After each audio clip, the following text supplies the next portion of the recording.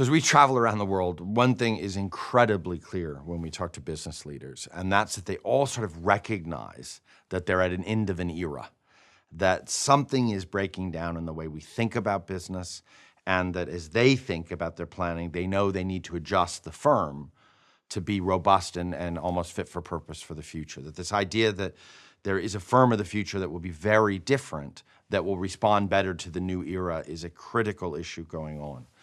Why do I talk about eras? Well, in many ways, over the last 50 years, we've been governed by what we would refer to as the shareholder era.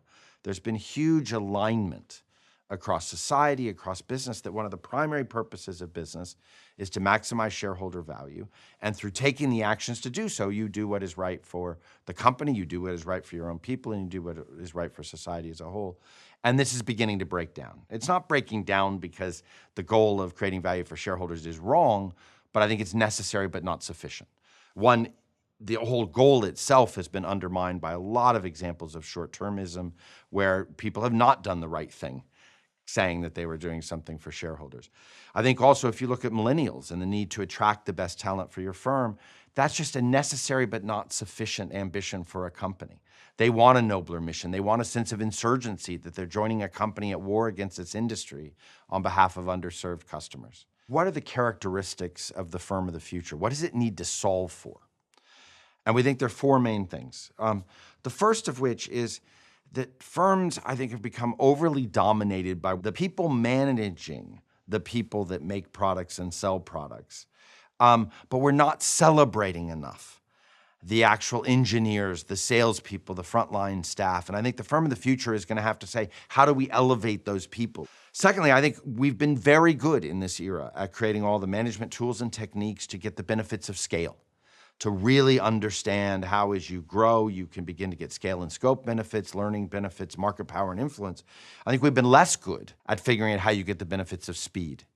How do we put systems in that we're not only looking at the disciplines of scale, but that we're getting faster and more agile as we go? I think the other thing is that we define the firm now almost as the assets we own and control, but that's not the way CEOs are going to have to lead in the future. They're going to control ecosystems, which means, yes, there are assets you control, but they're also partners with whom you need to work. And I think the final thing is there's going to have to be a new deal for investors and management and how they work together.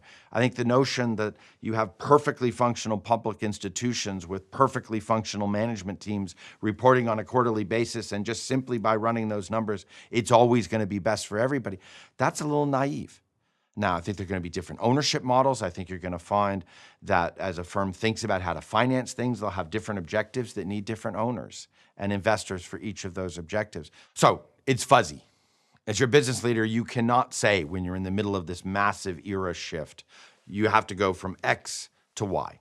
It's not that clear. But there are patterns of things that are emerging that every CEO is going to have to consider. Number one, the role of who the leader is in my organization, what skill set they require, is definitely changing. You're going to have much more emphasis on people that can coach, empower talent, especially those that make the products and sell the products in your organization.